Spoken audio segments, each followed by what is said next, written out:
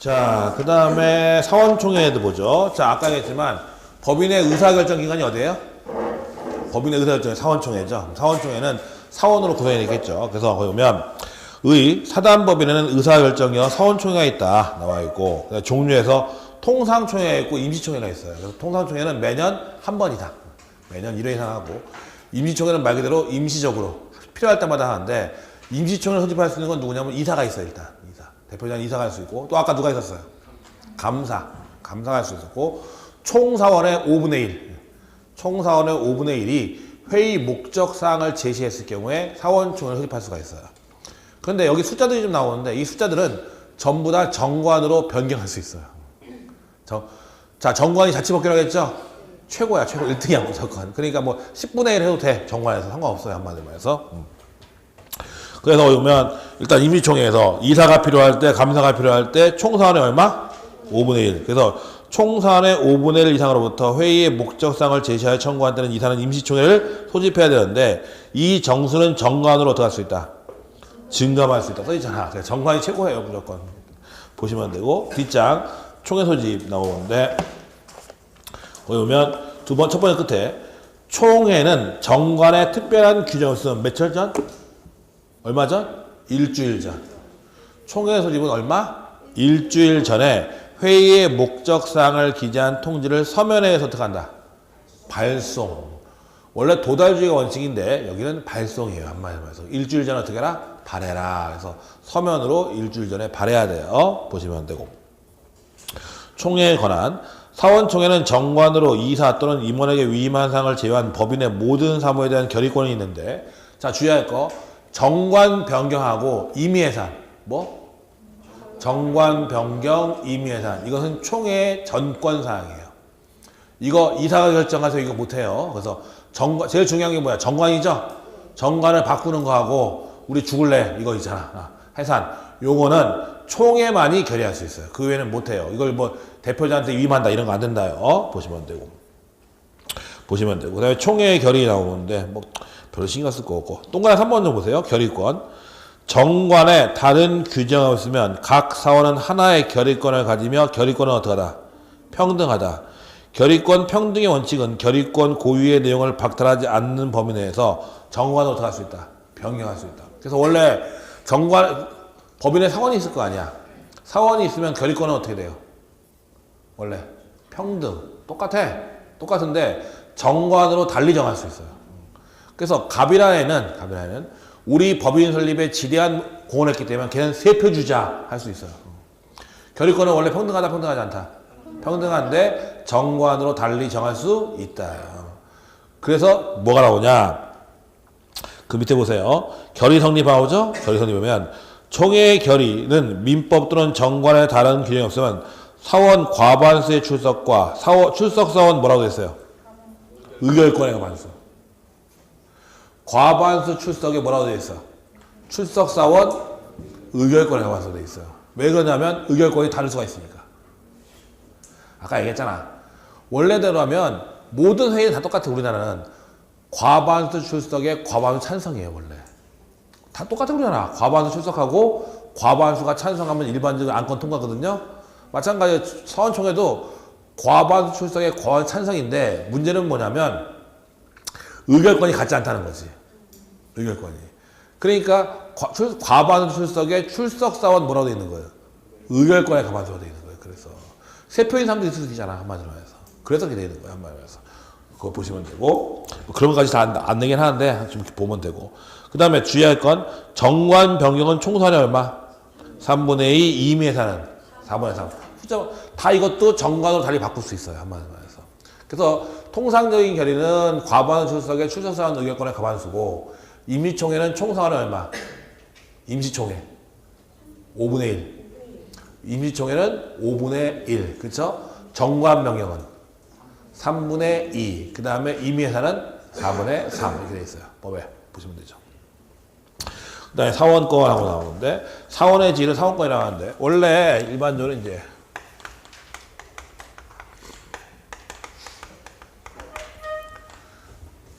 주주권도 마찬가지인데, 주주권이 여러분 자의권이 있고 공익권이 있는데 되게. 자, 생각해보세요. 주주는 주식은 재산이에요, 아니에요? 우리가 회사의 주인이 주주죠? 주식은 자기권이 중요해, 공익권이 중요해? 자익이 뭐야? 자기의 이익을 위한 권리. 공익은 공공의 이익을 위한 권리. 결의권 같은 건 공익권이에요. 그러면 자신의 이익을 위한 권리 대표적인 게 뭐냐면 배당권. 배당. 그 다음에 자녀재산 분배권.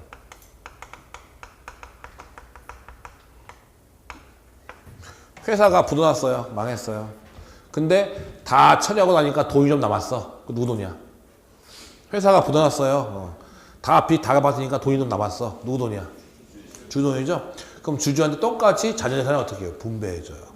그래서 일반적인 이제 회사에서 주주들은 배당권도 있고 자녀재산 분배권도 있어요. 한마디로 말해서.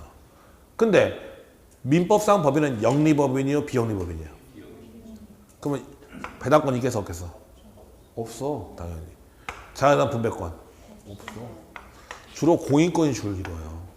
이런 거 나오면 다 틀린 거야. 있을 수가 없어. 그러면 사단법인의 사원의 지위는 재산권적 성격이 강해요? 비재산적인 성격이 강해요? 그렇죠? 양도나 상속할 수 있을까 없을까? 없어. 그래서 원칙이 재산이 아니니까. 주식은 뭐예요? 재산이 아니야. 주식은 재산이 아니야. 재산이잖아. 자기권이 주고. 그러니까 양도할 수 있고 상속할 수 다 할 수 있는데 사원권은 이건 자기권이 아니라 뭐가 주예요? 공인권이 주니까 원칙적으로 양도나 상속할 수가 없다. 물론 정관에 별도의 규정이 있으면 양도 상속할 수 있고 이렇게 있는 거죠. 나오죠. 115페이지 보면 내용 권리 사원권에는 공인권, 자기권이 있는데 사단법인의 관리, 운영에 관여하는 권리를 공인권이라고 한다. 법인으로부터 이익을 추구하는 권리를 자기권이라고 하는데 회사와 같은 영리법에서는 자기권이 중심을 이루지만 비영리법에서는 공인권이 주를 이룬다. 사원자격의 득실 변경. 사원자격의 득실 변경에 관한 사항은 정관의 필요 기사항이다. 사단법인의 사원의 지위는 양도 또는 상속할 수 없다. 그러나 정관에 달리 정한 바 있으면 그러하지 아니하다. 나와 있죠? 그거 주의해야 돼요. 간단한 거예요. 사원권은 공인권이 주야 자기권이야 주로. 공인권이야. 이건 재산권이 아니라고 한마디로 말해서. 따라서 양도와 상속이 어떻게 된다? 금지된다. 원칙적으로. 그러나 정관에서 허용하고 있으면 그건 가능하다. 그래서 뭐 숫자건 뭐건 뭐 다 똑같아요. 무조건 제일 먼저 하는 게 뭐야? 정관이 우선이에요. 전부 다. 보시면 되죠. 그 다음에 뒤로 넘어가서 정관의 변경.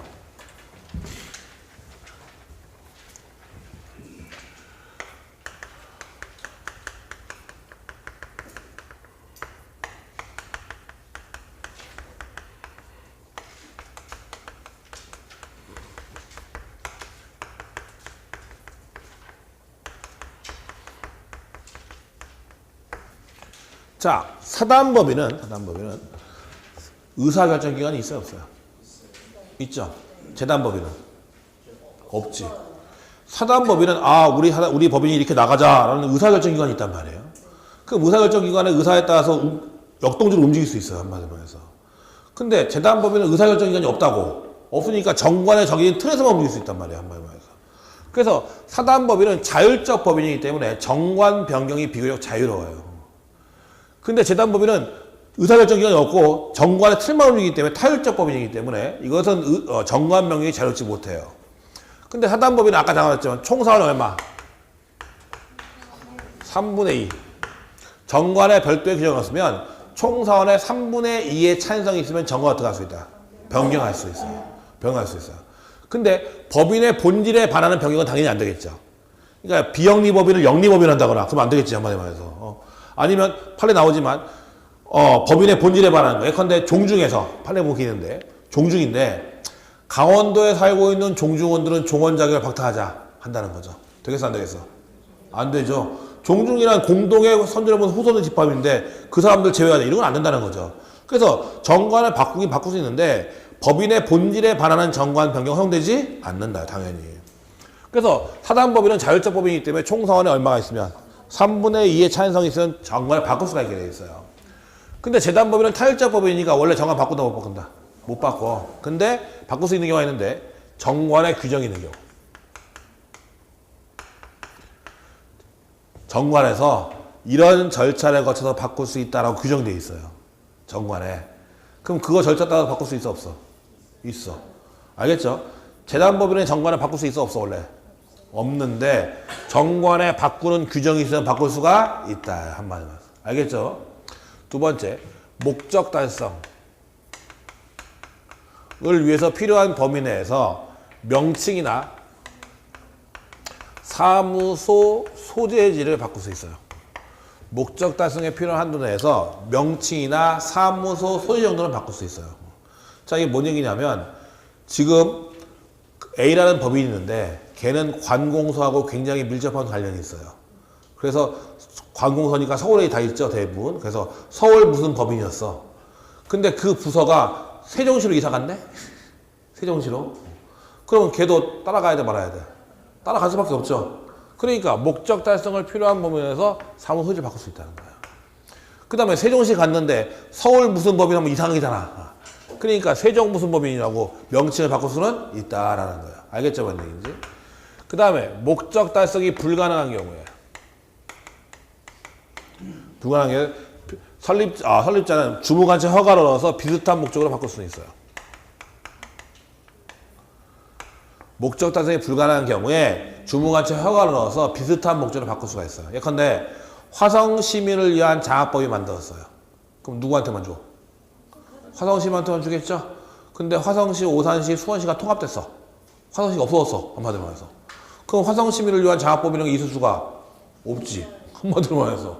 대신 무슨 구가 됐다. 그럼 그걸로 바꾸면 되는 거잖아. 한마디로 말해서. 그러니까 목적 달성이 불가능한 경우에 비슷한 목적으로 바꿀 수 있다는 거죠. 그래서 이런 경우에만 정관 변경을 허용돼요. 자, 일단 보자고요. 의의는 보면 되고 사단법인의 정관 변경 첫 번째, 사단법인의 정관 변경은 정관에 다른 규정이 없는 한 사원총회에서 총 사원의 얼마? 3분의 2 이상의 결의와 주무관서에 뭐가 있어야 된다? 허가가 있어야 된다. 3번, 또 한 번. 사단법인의 본질에 반하는 정관 변경은 뭐다? 무효다. 아까 얘기한 거죠? 보시면 돼요. 옆에 판례 보세요. 첫 번째 판례. 고유 의미의 종중에 관한 규약을 만들면서 일부 구성원의 자격을 임의로 배제할 수는 없는 것이며 특정 지역 내에 거주하는 일부 종중원에 하여 의결권을 주고 그 밖의 지역에 거주하는 종중원의 의결권을 박탈할 개연성이 많은 종중규약은 종중의 본질에 반해서 뭐다?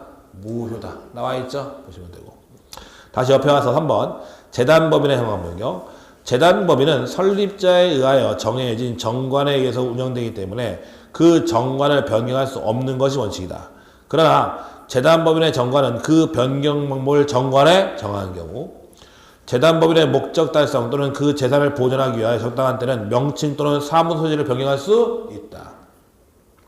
재단법인의 목적을 달성할 수 없을 때에는 설립자나 이사는 주무관청의 허가를 얻어 설립의 취지를 참작하여 목적, 기타 정관의 규정을 어떻게 할 수 있다? 바꿀 수 있다. 나와있죠?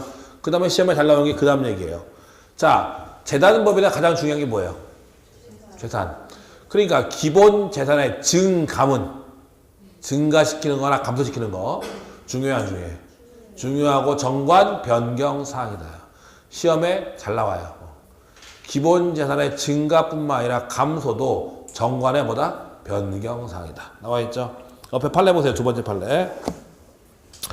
재단법인의 기본 재산에 관한 사항은 정관의 기재사항으로서 기본 재산의 변경은 정관의 변경을 초래하기 때문에 주무장관의 허가를 받아야 하고 따라서 기존 재산을 처분한 행위는 물론 새로이 기본 재산으로 편입하는 행위도 주무장관의 허가가 있어야 뭐다? 유효하다. 그래서 재단법인에 있어서의 기본 재산의 증감도 정관 변경 사항이기 때문에 주무관청에 뭘 받아라? 허가를 받아라. 나오죠? 한마디 말해서 정관 변경 허가 받아야지 당연히. 보시면 되죠. 그 다음에 법인의 소명이 나온다. 여기서 이것만 주의해야 돼요. 요거 사단법인은 3분의 2 이상 차이에서 바꿀 수 있죠? 재단법인 원래 바꿔 안 바꿔? 못 바꾸는데 이 경우에 바꾼다. 이거 보시면 돼요. 그 다음에 법인의 소멸. 그럼 법인은 어떻게 소멸하냐? 법인은 해산과 청산 절차를 거쳐. 이 죽어야지 이제. 죽을 때는 해산과 청산 절차를 거쳐서 죽어요. 법인도. 자, 그러면 법인이 해산하는 사유는 뭐냐? 첫째, 목적 달성. 목적 달성 불가능. 즉 목적을 달성했든지 목적 달성이 불가능한지. 통일재단 만들었어. 근데 통일됐어. 달성했죠? 필요 없잖아. 불가능. 아까처럼 화성시 재단인데 통합됐어. 안 되잖아. 불가능. 그럼 정관을 바꾸든지 해산하든지. 두 번째는 파산이에요. 파산. 파산하면 어떻게 돼요? 해산이야. 근데 주의할 건 자연인의 경우에 자연인의 파산은 지급 불능을 요하는데 법인의 파산은 자산보다 부채가 많으면 무조건 파산이에요. 예컨대 나는 자산이 3억이야. 근데 빚이 4억이야. 자산은 3억인데 빚이 4억이야. 그쵸? 나 파산이 아니야. 근데 난 열심히 빚을 갖고 있어, 열심히. 이자 내고 있어, 열심히. 그쵸? 나 파산이 아니야. 아니야. 자연인이 파산하려면 자산보다 부채가 많은 파산이 아니라 지급 불능을 요해요. 그쵸? 내가 이자를 못 내고 있어, 어느 순간. 그래야 파산인 거지. 내가 계속 어떻게 사채를 갖다가 해도 내고 있다면 그건 파산이 아니에요. 한마디로. 알겠죠? 근데 법인은 뭐예요? 자산보다 뭐 많으면? 부채가 많으면 무조건 파산이에요. 한마디로 해서. 그 다음에 설립허가 취소.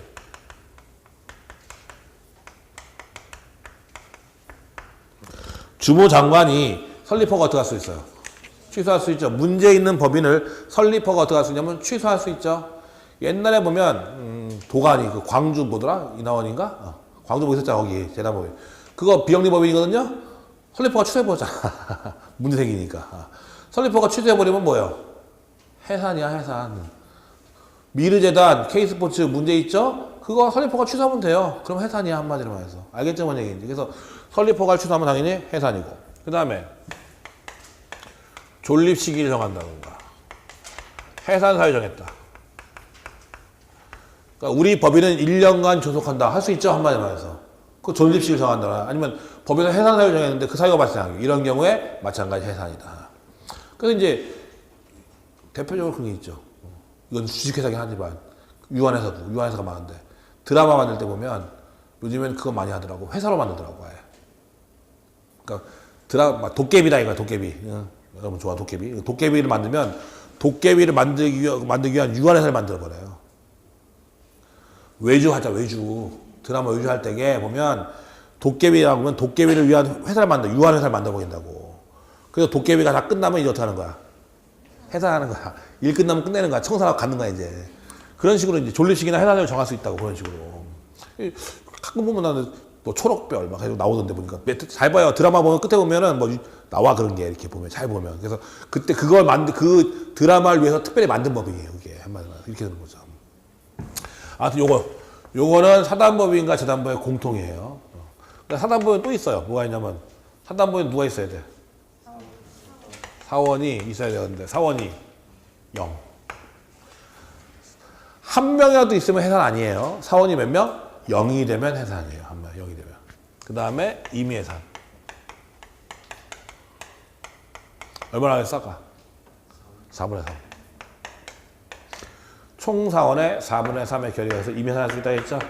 이 두 가지는 사단법인에만 있는 거예요. 한마디로 해서. 요거는 사단법인과 재단법의 공통이고 밑에 두 개는 사단법인에만 있어요. 한마디로 해서. 요것이 이제 해산 사유예요. 그럼 법인이 해산됐죠? 그럼 더 이상 이제 일 벌이면 돼, 안 돼? 안 되고 이제 마무리해야지. 그럼 이제부터 청산법인이 되고요. 청산법인이 되는데 청산법인도 법인이 아니야. 법인이지. 청산의 목적 범위에서 권리금을 갖잖아. 그러니까 얘도 이제 기관이 있어야 될 거 아니야. 그러면 이사가 뭐가 냐면 청산인이 돼요. 그래서 정관이나 사원총회 특별한 결의가 없는 이상은 이사가 뭐가 되는 거냐면 청산인이 돼요, 이제. 그 다음에 감사하고 사원총회는 그대로 다 있고, 한마디로 말해서 이게 있어요. 자, 이제 차례히 보죠, 이제. 자, 117페이지 보세요. 그러면 법인의 소멸의. 법인의 소멸이란 법인이 권리 능력을 상실하는 것이다. 법인은 우선 해산에 의하여 본래 활동을 정지하고 이어서 재산을 정리하는 청산 절차를 거쳐 소멸한다. 법인이 소멸한 시점은 언제? 청산이 종료된 때이다. 다만 청산 종결 등기가 등기된 경우에도 청산 사무가 종료되었다고 할 수 없는 경우에는 청산 법인으로 존속한다고 되어 있죠. 그거 시점에 잘 내요. 청산 종결 등기가 되면 소멸한 거예요. 청산 사무가 끝나야 소멸하는 거야. 그쵸? 그거 주의해야 돼요. 청산 종결 등기가 되어 있다 하더라도 청산 사무가 종료되지 않았다면 법인은 소멸하지 않았다요. 아마 그것 시험에 잘 나와요. 청산 사무가 종결해야만 법인은 소멸한다요. 그 다음에 법인의 해산, 가로 2번의 해산 사유, 거기 보면 1번 존립 시기 만료 기타 정관에 정한 해산 사유 발생 나와 있죠? 뒷장 넘겨보면 법인의 목적 달성 불능 나오죠? 셋째 뭐예요? 파산, 설립허가 취소 나오죠? 이 경우에 파산, 해산. 동그라미 2번 사단법인 해산 사유는 사원이 어떻게 된겨? 0. 1이면 아니에요. 0. 없게 된 경우. 그 다음에 총회 해산 결의 임의해산. 이 경우에 법인 해산이다. 그래서 요것이 법인의 해산 사유예요. 그럼 해산했으면 이제부터 뭐 해야 한다?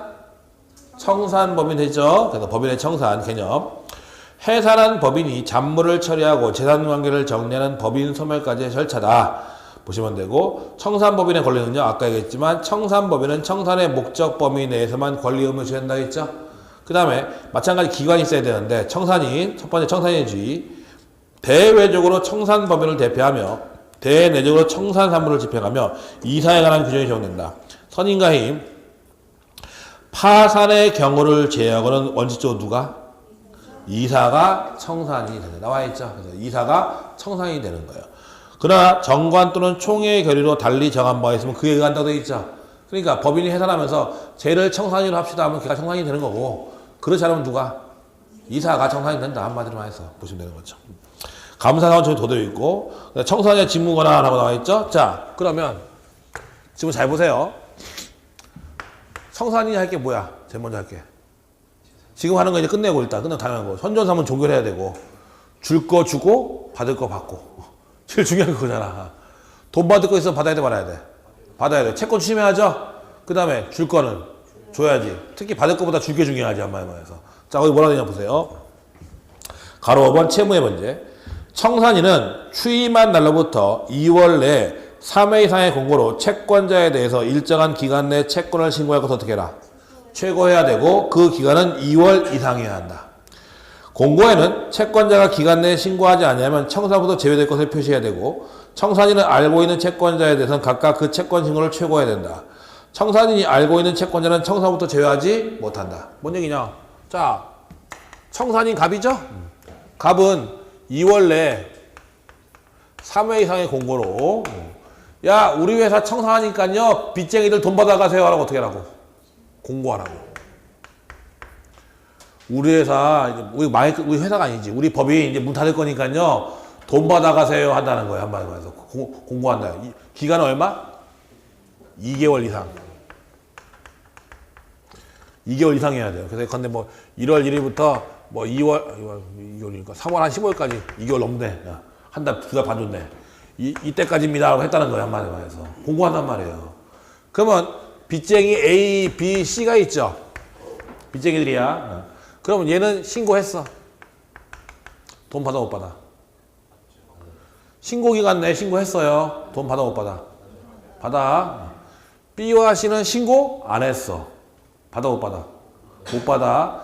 근데 B는 신고 안 했지만 청산인이 알아. 얘가 빚쟁인 거. 그럼 얘는 돈 받아 못 받아? 받아. 알겠죠? 청산인이 알고 있는 사람, 자, 채권 신고 기간 내에 신고 안 하면 청산부터 어떻게 돼요? 제외되는데, 청산인이 알고 있는 사람은 뭐예요? 제외시키지 못한다고 돼 있잖아, 분명히.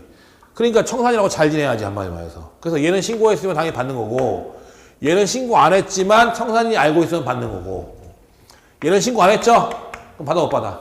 못 받고 나중에 귀속 권리자에게 인도되기 전까지는 받을 수 있어요. 근데 귀속 권리자한테 인도돼 버리면 끝이야. 얘는 못 받는 거야. 한마디로 해서. 알겠죠? 뭔 얘기인지. 자, 그 다음에 A는 돈 받아야 되는데 얘가 돈 받은 날은 1월 5일이에요. 1월 5일. 청산기간이 1월 1일부터 3월 15일까지인데 1월 5일날 돈 받은 날에 얘가 돈 주면 돼? 안 돼? 안 되지. 청산기간 내에는 변제할 수가 없죠. 왜냐하면 다른 사람이 더 많이 들어와가지고 안분비할 가능성이 생기잖아. 한마디로 해서. 그러니까 청산기간 내에는 이행기가 도래한 채권이라도 변제할 수가 없다. 대신 원래 이때 줘야 되는데 못 주잖아. 채무불이행이 아니야. 채무니까 지연배상을 해줘야 돼 말아야 돼? 해줘야 한다. 알겠죠? 청산기간 내에는 변제는 하지 못해요. 대신 이행지 책임을 질 수밖에 없어요. 한마디로 해서. 알겠죠? 그 다음에 얘가 신고를 받다 보니까 사실은 자산이 많은 줄 알았어 나는. 근데 숨어있는 빚쟁이가 너무 많네. 그래가지고 빚쟁이가 보니까 자산보다 부채가 많아 이제. 청산이 신고 받다 보니까. 그럼 청산이 어떻게 해야 돼? 그렇지. 파산해야지. 자산보다 부채가 많다며. 그러면 즉시 중지하고 파산 신청해야 돼요. 파산 신청하면 누가 들어오냐면 파산 관쟁이 들어와요. 이제 파산 관쟁이 들어와 다시 한단 말이에요. 알겠죠, 뭔 얘기? 이렇게 들어가는 거예요. 자, 거기 보면 2번. 청산인은 채권 신고 기간 내에는 채권자에 대해서 변제하지 못한다. 그러나 법인은 채권자에 대한 지연 손해배상 의무를 면하지 못한다. 그래서 손해배상을 해줘야 돼, 말아야 돼? 해줘야 된다. 나와 있죠. 보시면 되고. 3번. 청산으로부터 제외된 채권자는 법인의 채무를 완지한 후 귀속 권리자에게 인도하지 아니한 재산에 대해서만 어떻게 할 수 있다? 변제를 정할 수 있다. 아까 얘기했죠. 얘는 신고 안 했대. 그럼 귀속 권리자에게 넘어가지 않은 것만 어떻게 할 수 있다? 달라고 했어. 이때 귀속 권리자 누구냐면 뒤에 나오는데, 자, 재산이 남았죠? 나와줘, 어떻게? 자, 해보니까 청산 다 했어. 돈 남았어. 그럼 사원들한테 분배해? 어떻게 해야 돼? 분배 안 해요. 어떻게 하냐면, 일단 정관에 지정한 자죠. 정관에서 지정한 자. 그 다음에 사원총회 결의에서 비슷한 목적을 처분할 수 있어요. 이것도 저것도 없으면 국가가 꿀꺽이야. 알겠죠? 그럼 이게 귀속권리자인데 갔죠? 그러면 얘는 돈 못 받는 거야, 이제. 가기 전에는 받을 수 있는데, 가면 못 받는다는. 귀속권리자가 인도되기 전까지는 받을 수 있다는 거죠, 서태자에서. 보시면 되고, 그 다음에 뒤로 넘어가 보자. 해산한 법인의 재산은 정관으로 지정한 자에게 어떻게 한다? 귀속한다. 제일 먼저 가져가는 게 누구예요? 정관에 써있는 놈. 정관으로 귀속 권리를 지정하지 아니하거나 이를 지정하는 방법을 정하지 않을 때는 이사 또는 청산인은 주무관청 허가를 얻어 그 법인의 목적에 유사한 목적을 위하여 재산을 어떻게 할 수 있다? 처분할 수 있다. 그래서 장학법인 문 닫았으면 장학법인한테 기부하면 될 거 아니야. 그 비슷한 목적으로. 그렇죠? 그러나 보시면 되고 사단법의 총회에 있어야 되고 처분되지 아니한 재산을 어떻게 한다? 국고에 귀속한다. 나와 있죠? 보시면 돼요. 그래서 이게 이제 귀속권이잖아요. 그래서 제일 먼저 정관에 지정한 자 주고 없으면 비슷한 목적으로 처분하고 이것도 저것도 없으면 국고에 귀속한다요. 그렇게 기억하면 되고. 그 다음에 나머지 볼 거 없고 그 다음에 법인의 등기 아까 얘기했지만 설립 등기는 법인의 뭐라고요? 설립 등기는 법인의 뭐야? 성립 요건이고 그 외의 등기는 전부 대항 요건이다 라고 했죠. 근데 이제 보면 의에 나와 있고 법인 등기 중에 설립 등기하고 나오는데 여러분 이거 주의해야 되는데 이거 잘 안 물어보긴 하는데 혹시 모르면 가르쳐줄게요. 아까 정관에 필요적 기사항이 있었죠. 목적, 명칭, 사무소유지 막 있었잖아. 그거하고 등기사하고 비슷해요. 비슷한데 아까 얘기했는데 이사의 임면 어디다 적어요? 정관에. 그렇죠? 이사의 성명과 주소는 등기부. 주의해야 돼요. 헷갈리면 안 돼. 그 속이 딱 좋거든, 한마디만 해서. 이사의 임면을 등기에 쓰나 정관에 쓰나 헷갈린다고, 한마디만 해서. 거기 보면 설립 등기에서 보면, 거기 보면, 두 번째 끝에 보면, 목적, 명칭, 사무소, 설립허가 연월이, 존립식이나 행사를 정한 경우, 그거, 자산총액, 출제 방법, 그 다음에 8번에 뭐가 있어요? 이사의 성명, 주소. 그 다음에 대표권 제한에 관한 거 쓴다고 써있죠? 보시면 되고. 그 다음에 옆에 보면 법인의 감독이 나오는데, 법인의 감독은 누가 하냐면, 활동 중인 법인. 활동 중인 법인은 누가 하겠어요? 주무관서가. 주무관서가 하고 해산법인은 누가 하냐면 법원이에요. 자, 해산법인이죠? 청산하고 있죠, 청산? 청산하고 있으면 다른 사람들과 이해관계가 있어, 없어? 이해관계 밀접해, 안 밀접해? 밀접하지. 망한 거 돈 정리해 주는 거잖아. 그러니까 그거 누가 관리한다? 법원이. 그래서 활동 중인 법인은 누가? 주무관서가. 그 다음에 청산 중인 법인은 누가? 법원이 감독한다. 그거 하나만 기억하면 돼요. 나오죠? 121페이지 메뉴에 보면 법인의 업무에 대해서는 주무관서가 검사 감독하며 감사는 보시면 되고 감사는 주무관청에서 보고를 준다. 그 다음에 2번 법인의 해산과 청산은 법원이 검사 감독한다. 나와 있죠? 그거 하나만 주의하면 돼요. 그래서 활동 중인 법인은 주무관서가 감독하고 그 다음에 청산 법인은 누가? 법원이 감독한다. 그것만 알면 돼요. 보시면 되죠. 그래서 법인은 요 정도 보면 돼요. 그래서 법인은 그렇게 많이 안 나와요. 요즘 보니까 한 문제, 두 문제 나올까 말까던데 되게 그리고 또 어려운 거 잘 안 나더라고 보니까. 일단 법인은 사단법인이고 뭐가 있다? 재단법인. 그래서 사람으로 만들어진 법인이 뭐예요? 사단법인. 그 다음에 돈으로 만든 법인이 재단법인. 재단법인 설립행위는 법적 성질은 상대방 없는 단독행위. 그 다음에 차단법인은 합동행위고, 그 다음에 정관의 필요적 계산, 목적, 명칭, 사무소유지, 자산행하는 사항, 이사에 임명하는 사항, 그렇죠? 공통. 그 다음에 사원자격의 득실 변경하고 존립시기나 해산 사유는 사단법인에만 있다. 뭐 이런 거 기억하면 되고, 이사가 있고 감사가 있고 사원총회가 있죠. 그 다음에 이사, 감사, 사원총회 있고, 법인의 불법행위 책임 성립하려면 누가? 이사, 기타, 대표자. 법인의 불법행위 책임은 35조는 이사, 기타, 대표자 반드시. 대표권 없는 이사인 경우에는 35조가 적용되지 않는다. 주의해야 돼요, 그런 거. 그래서 업무 집행하에서 손해를 끼쳐야 된다. 그거 주의해야 되고, 잘 나오니까 35조고. 그 다음에 법인의 정관은, 법인의 이제 여러 가지 의결수가 나오는데 별로 크게 신경 쓸 거 없고, 법인의 규약의 정관은 자치법규라고 했죠? 자치법규이기 때문에 그건 어디까지나 법령 해석 방법이 해야 된다. 따라서 다수결에 의한 해석은 법원을 구속하지 않는다는 판례 있었죠, 아까. 그거 주의해야 되고. 그 다음에 사단법인은 자유롭게 정관을 바꿀 수 있지만 재단법인은 자유롭게 정관을 바꿀 수가 없다는 거. 그래서 재단법인이 정관을 바꿀 수 있는 경우를 좀 생각해 보면 되는 거고. 그 다음에 법인은 해산과 청산 절차를 거쳐서 끝나는데 해산 사유 기억하면 되고. 청산은 저 정도 기억하면 돼요. 청산은 특히 청산 기간 내에는 채무를 변제하지 못한다. 대신 지연 배상은 해줘라. 꼭 시험에 그렇게 되거든.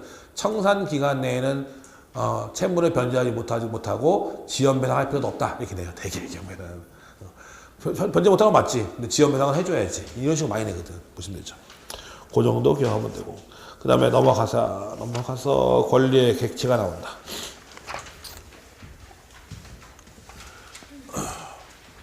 지금까지는 권리의 주체인 자연인과 법인을 봤어요.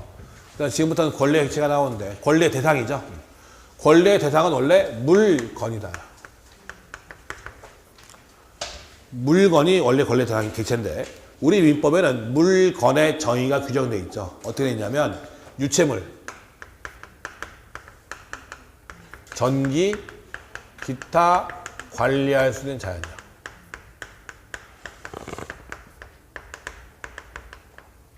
우리 민법에 물건의 정의가 되어 있는데, 물건이 뭐냐? 유체물, 뭐예요? 형태가 있는 거. 다 형태 있잖아, 유체물. 전기. 그 다음에 기타 관리할 수 있는 자연력을 물건이라고 한다. 그럼 기타 관리할 자연력, 풍력, 수력, 원자력, 풍력, 수력, 태양력 이런 것들 관리할 수 있는 물건이 될 수 있다라는 거예요. 보시면 되죠. 그 다음에 물건 두 가지가 있는데, 부동산이 있고 뭐가 있다? 동산이 있다. 부동산은 토지 및 그 정착물은 부동산이고, 그 외의 것들은 다 뭐다? 동산이다. 민법에 정의가 딱 써 있어요. 그래서 토지 및 그 정착물은 뭐예요? 부동산. 그 외의 것들은 동산. 그럼 부동산은 토지 및 그 정착물이 있으니까 토지하고 또 뭐? 건물. 대표적인 게 뭐다? 토지와 건물이다. 근데 다 알다시피 대한민국 법제에서는 토지와 건물은 하나의 부동산이다, 별개의 부동산이다. 별개의 부동산이에요. 우리나라에서 별개의 부동산은 토지와 건물밖에 없어요. 토지와 건물만 별개의 부동산이야, 쉽게 말해서. 나머지는 별개의 부동산이 원래 없어. 자, 그러면 보자. 갑소유의 땅에 나무가 심어져 있다고 했죠? 저 나무는 동산이다, 부동산이다. 정착물이 뭐야? 토지에 고정되어 쉽게 움직일 수 없는 것. 그걸 정착물이라고 하는 거예요. 돌담. 뭐야? 동산이야, 부동산이야? 돌담. 쉽게 움직일 수 있어요? 부동산이야, 그거. 토지에 고정되어 쉽게 움직일 수 없는 거. 돌담. 당연히 부동산이지. 나무. 부동산이야, 이거. 그쵸? 근데 토지와 별개의 토지 소유에 속하는 거예요. 토지 소유자에 속하는 부동산이야. 즉 토지와 건물은 뭐예요? 부동산이죠? 근데 토지 소유자, 건물 소유 다를 수 있잖아. 별개니까. 이거 부동산인데 이건 별개가 아니라 토지 소유자에 속하는 부동산이라고. 나무는 동산, 부동산. 부동산인데 누구 거? 토지 소유. 갑소유에 속하는 부동산이라고. 돌담, 부동산이야. 땅 소유자 거야. 알겠죠? 뭔 얘기인지.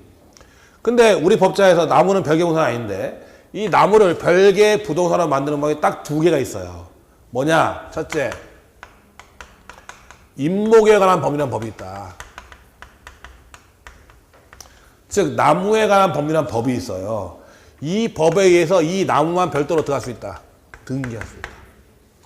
나무만 별도로 등기할 수가 있어요. 그럼 나무를 등기하면 나무는 뭐가 되냐면 별개의 부동산이 돼요. 그래서 땅은 값거, 나무는 을거 이렇게 만들 수가 있다고 한마디로 해서. 또 한 가지는 두 번째 관습법상 인정되는 명인방법이에요. 명인방법은 관습법상 인정되는 건데 여기다 편말 붙이는 거지. 여기서부터 여기까지는 전부 다 을의 나무야 하고 편말 붙여버리는 거예요. 그러면 땅은 누구 거? 갑거고 나무는 을의 거라고 편말 붙였죠? 그러면 전부 다 이 나무는 누구 게 돼요? 을게 돼버려요. 이렇게 되는 거예요. 갑소의 토지에 사과나무가 있어요. 사과가 주렁주렁 열렸어요. 갑소의 토지에 사과나무가 있고 사과가 주렁주렁 열렸다. 사과는 동산이다, 부동산이다. 어? 그치. 정착물이 아니야. 붙어 있잖아. 부동산이야. 떨어지면 동산. 떨어지면 동산, 붙어 있으면 부동산. 오케이? 네. 자, 그러면 부동산이죠? 그럼 이건 누구 거야? 갑거. 토지와 별개 부동산 건물밖에 없다고. 건물밖에. 토지 소유자 속하는 부동산이에요. 근데 이 사과도 별개의 부동산을 만든 게 딱 하나가 있어요. 뭐냐면 명인방법이에요. 여기다 편말 붙이는 거지. 사과는 을한테 팔렸음 하고서. 그럼 을 거 이렇게 되는 거야. 나무, 그럼 땅하고 나무는 누구 거야? 갑거고 사과만 을 거 이렇게 되는 거야. 한마디로 해서. 알겠죠? 뭔 얘기인지? 그래서 우리나라에서는요. 토지와 뭐만? 건물만 별개야. 나머지는 별개가 없어. 부동산이라고 다 별개면 안 되는 별개가 아니야. 다 토지 소유자에 속하는 부동산이에요. 근데 이제 나무는 저런 식으로 임모양한 법에서 등기한다거나 명인방법 같아서 별개 부동산 만들고 그 다음에 과실, 천연과실은 저런 식으로 명인방법 같아가지고 부동산 만들 수 있어요. 별개 부동산 만들 수가 있는 거죠. 그 다음에 이제 문제는 이거 나가겠죠. 갑소의 땅이 1,000만 원이야. 근데 의뢰한 애가 갑소의 땅에다 5천만 원어치 나무를 심었어. 갑소의 땅은 1,000만 원인데 의뢰한 애가 무단으로 가오 허락도 없이 5천만 원어치 나무를 심었어요. 저 나무 누구 거? 갑거. 저 갑거예요, 무조건. 1억 원치 심건 10억 원치 심건 상관없어. 무조건 갑거. 왜냐면 우리 민법에 부동산의 소유자는 부동산에 부합한 물건의 소유권을 취득한다고 되어 있어요. 부동산의 소유자는 부동산에 붙은 물건의 소유권을 한다. 취득한다. 돼 있어요. 그래서 액수와 상관없이 전부 다 부동산 거예요. 한마디로 해서. 근데 문제는 이걸 하겠죠. 갑소의 땅에 을이 배추 심는다 했죠. 갑소의 땅에 을이 뭐 했어? 배추 심었어. 저 배추 누구 거? 어? 원래 누구 거야 돼? 갑거야지. 그쵸? 부동산에 동산 붙었으니까 부동산 거잖아. 근데 우리 판례는 성숙한 농작물은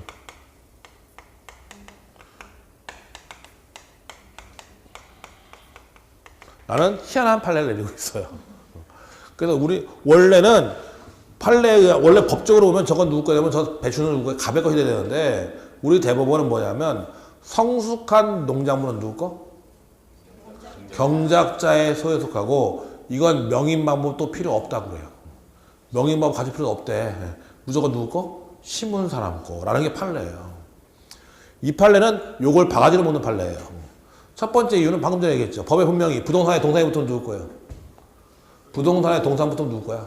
부동산 소유자 건데 법에 있는 규정을 깡그리 무시했고 둘째는 뭐냐면 현실적인 문제죠. 내가 봄에 내 땅에다 건물 지려고 해요.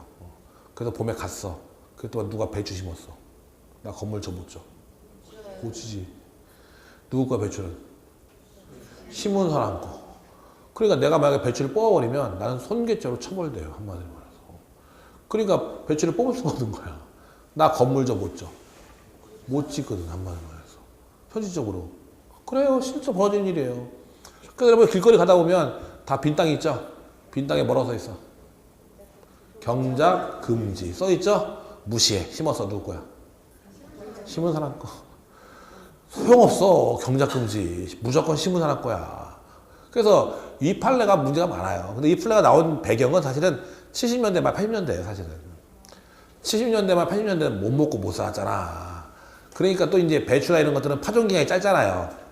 진처럼 먹고 재단이 파종기간이 짧으니까 먹고 살게 해주자. 이런 의미에서 만든 거예요. 사실은 판례가. 근데 지금 현실과는 전혀 맞지가 않는 거죠. 한마디로 해서. 알겠죠? 뭐냐. 그래서 성숙한 농작물 누구 거? 누구 거? 경작자 거. 명인방법도 필요 없다. 판례. 한마디로. 잘 기억해놔야 돼요. 방법은 딱 하나라고 했죠. 어떻게 하면 돼, 그러면? 내 딸이 건물 일려고 그래. 어떻게 해야 돼? 뭘 죽여? 사람을 죽이면 안 되고. 그렇지. 성숙하기 전에 죽여야지. 엎어야지. 성숙하기 전에 갈아엎는 수밖에 없어요. 한마디로 해서. 그래서 가끔 조금씩 잠시 한 달에 몇 분씩 한 번 가서 뭐 있나 봐야 돼. 파릇파릇하면 엎어야지. 비 오면 꼭 나가야 되고. 누가 옥수수 심으면 어떡해, 옥수수. 옥수수 비 올 때 한번 쏘고잖아. 끝장나, 그러면. 그러니까 맨날 비 올 때는 꼭 우산 쓰고 가서 잘 살펴봐야지, 한마디로. 보면 되죠. 자, 아무튼 이거다. 139페이지에 보세요. 권리액기체에서 물건액이. 민법 98조에 의하면 물건이라 하면 유체물 및 전기, 기타 관리할 수 있는 자연력을 말한다. 나와있죠? 보시면 되고. 그 다음에 뒷장 넘겨보면 뭐 외계 일부일 거 나와있는데, 자, 의족, 의수 물건이 아니야. 의족, 나 의족 있어요, 의수 있어요, 물건이 아니야. 아니지. 떼어내면 물건이지. 내 몸속에 있는 피 물건이 아니야. 아니죠. 헌혈하면 물건이지.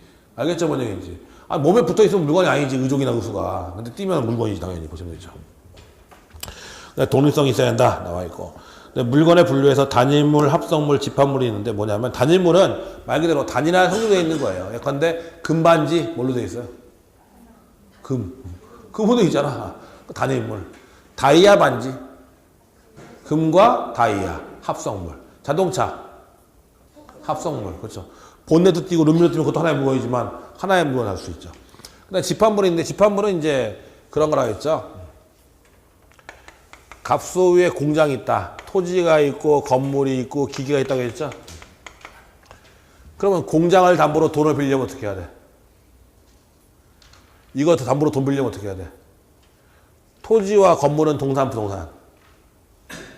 갑소에 공장이 있잖아요. 그럼 토지가 있고 건물이 있고 기계가 있고 집기가 있을 거 아니야. 근데 기계 같은 게 좀 비싸. 근데 내가 돈 좀 빌려고 해. 그럼 토지와 건물에 뭐 설정해야 돼? 저당권. 그렇지. 기계하고 뭐 집기는 동산이니까 뭐 설정해? 질권. 그렇잖아. 그럼 질권 설정하면 질권자가 점유해야 돼, 말아야 돼? 점유해야지. 은행이 가져가야지. 나 공장 돌려 못 돌려? 못 돌리지. 그렇잖아요. 원래는 별개인데, 그렇지만 우리가 사회통념상 저 공장 하나라고 사회통념상 하나의 물건으로 다룰 여지도 있어요, 없어요? 있죠. 그런 걸 보면 집합물이라고 하는 거예요. 원래는 하나의 물건이야, 여러 개의 물건이야? 여러 개의 물건인데 사회통념에서 하나의 물건으로 다뤄지는 거. 그러면 집합물이다라고 얘기를 해요. 그래서 이런 경우에 이제 공장저당법이라는 법이 있어요. 공장저당법에 의해서 그 법에 의해서 저 전체에 대해서 저당권을 정할 수 있게 돼 있어요. 한마디로. 그래서 우리는 집합물이다라고 얘기해요. 또 하나 있는 게 이제 유동집합물이죠.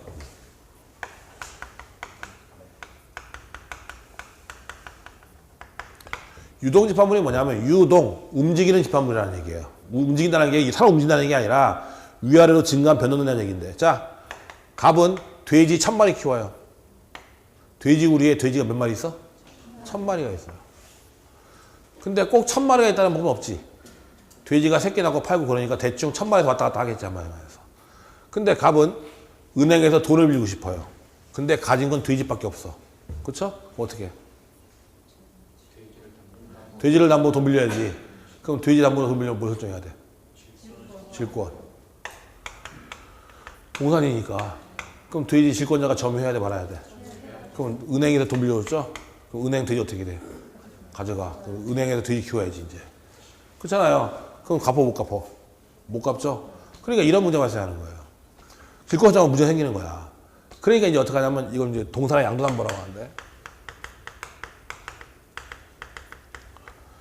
갑과 을이 그냥 돼지를 판 걸로 하는 거예요. 돼지 어떻게 했어? 매매한 걸로 하는 거야, 매매한 거. 자, 내가 팔고 빌릴 수 있어요, 없어요? 내가 물건 팔고 빌릴 수 있어, 없어? 있죠. 그걸 점유계정이라고 하는데, 원래 동산 물건의 변동은 물건의 플러스 인도예요.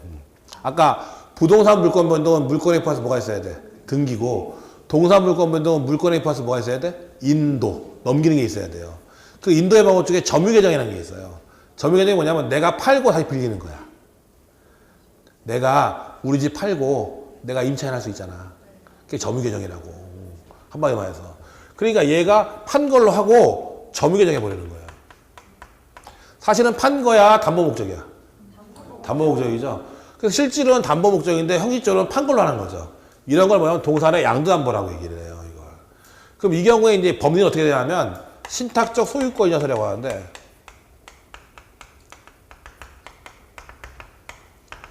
갑과 을 사이에서는 매매 목적이야, 담보 목적이야. 담보 목적이니까 갑과 을 사이에서는 갑이 소유자예요. 둘 사이에서는. 근데 제3자에 대한 관계에서는 판 거야, 안 판 거야? 판 거니까 을이 소유자야. 그러니까 을이 이 돼지를 전부 병한테 팔아버리잖아요. 그럼 얘는 선이건 악이건 간에 소유자예요. 왜냐면 대외적으로 얘가 소유자니까. 이게 동산의 양도담보 법리거든요, 사실은. 근데 이 돼지도 1000마리죠? 1000마리가 항상 있는 게 아니라 위아래 왔다 갔다 하잖아. 근데 돼지 우레에 있는 돼지 전부다 이렇게 특정할 수 있어요, 없어요? 있죠. 그래서 이것도 유동 집합물이다라고 얘기해요. 보시면 되고, 그 다음에 나머지는 별로 신경 쓸 거 없고, 그 다음에 뒷장 넘겨서 동산과 부동산 나와 있어. 부동산 토지와 그 정착물은 뭐다? 부동산 나와 있죠. 토지의 정착물에서 보면 가식 중인 수목은 가식 중인 수목은 동산이에요, 부동산이에요? 가식 중인 수목. 가식이 뭐야? 가식. 잠정적으로 심은 수목, 묘목. 그쵸? 동산, 부동산. 동산이지. 동산이지, 그건. 묘목이 뭐예요? 옮길 거잖아, 좀 이따가. 정착물이 아니잖아. 묘목은 좀 이따 옮길 거잖아. 그쵸? 그래서 가식 중인 수목은 당연히 동산이에요. 그건 부동산이 아니에요. 거기 써있잖아, 중간에. 토지의 전부 의의에서 두 번째죠. 그러나 판잣집, 가식 중인 수목 이런 것도 아니라고 써있지. 건물은 별개고 수목 옆에 원칙적으로 독립한 부동산이 아니며 토지 소유자의 소유에 속한다. 그러나 임목에 관한 법률에 의해서 소유권 보존 등기한 경우나 명인 반복을 갖춘 경우에는 독립된 부동산으로 다루어진다. 미분리의 과실 수목의 일부로 별개의 부동산이 아니지만 명인 반복을 갖춘 경우에는 독립한 부동산으로 다루어진다. 나와 있죠? 보시면 되고. 농작물 토지에서 경작되는 농작물은 토지의 일부다. 나와 있는데 두 번째 줄 끝에 보면 따라서 정당한 권한 없이 경작된 농작물은 독립한 물건이 될 수 없으나 판례는 아무런 권한 없이 심지어 위협하게 타인의 토지에서 경작 재배한 경우라도 명인 방법의 유무에 관계없이 뭐는 성숙한 농작물은 누구 거? 경작자의 소유에 귀속한다고 한다. 나와 있죠? 요거 주의해야 돼요. 성숙한 농작물은 누구 거? 경작자 거 주의하셔요. 그 다음에 나머지는 다 동산인데 문제는 뭐냐면 자동차, 항공기, 선박, 건설기계 동산이에요, 부동산이에요? 자동차, 선박, 항공기, 중장비, 건설기계 동산이야, 부동산이야 원래? 동산이지. 자동차가 정착물 아니잖아. 그렇죠? 그렇지만 이것은 자동차 소유자가 누군지 알려면 뭘 봐야 돼요? 등록증, 등록원부. 선박은 등기예요. 선박은 뭐 한다고? 등기하고 나머지는 등록이야. 그래서 이것은 등기나 등록에 의해서 공시가 되기 때문에 부동산하고 똑같이 취급을 해요. 법적으로는. 원래는 동산이다, 부동산이다. 동산인데 법적 취급은 부동산하고 똑같이 한다. 그래서 이걸 준부동산 혹은 의제부동산이라고 얘기를 해요. 그래서 자동차 소유권을 취득하려면 어떻게 해야 돼? 점유하면 돼? 등록해야 돼? 등록해야 돼요. 원래 동산이면 점유하면 되죠. 근데 이건 등록까지 해야 되니까 준부동산이다 라고 얘기하는 거예요. 보시면 되죠. 나머지는 그 정도 보면 되고, 그래서 뒷장 보면 주물과 종물 나오는데 거기부터는 다음 시간에 하도록 하죠. 오늘 일단 여기까지 하죠. 그래서 오늘은 주로 법인에 대한 얘기를 많이 봤어요. 앞에 정리했었고, 지금 했던 거 물건은 부동산이 있고 뭐가 있다? 동산이 있다. 토지 및 그 정착물은 뭐예요? 부동산. 개념을 알아야 돼요. 정착물이라는 것은 토지에 고정되어 쉽게 움직일 수 없는 걸 얘기하는 거예요. 그러니까 아까처럼 가식 중인 수목, 묘목은 부동산이 아니라는 얘기가 되는 거예요. 근데 일반적인 나무는 아람들이 나무니까 그건 움직일 수 없지. 그러니까 그건 부동산인 거고. 근데 우리나라에서는 토지하고 뭐만? 건물만 별개고 나머지는 별개가 아니라고요. 토지와 건물만 별개 부동산이고 나머지는 아니라고. 근데 나무도 별개 부동산 만들면 두 개가 있는데 명인방법하고 그 다음에 등기하는 거, 임명한법은 등기하는 거 있고, 그 다음에 과실, 사과 같은 거 명인방법 갖추면 별개 부동산이 될 수가 있고, 농작물은 무조건 뭐예요? 별개 부동산이야. 경작자거니까 우리 판례는 무조건 별개 분산을 보는 거예요. 농작물, 성숙한 농작물은 무조건 경작자거니까 그건 무조건 별개 분산이라고 생각하면 되는 거죠. 알겠죠? 뭔 얘기인지? 오늘 일단 여기까지 하고 다음 시간에는 주물과 종물 이론부터 보도록 하죠. 예, 다음 시간에 뵙겠습니다.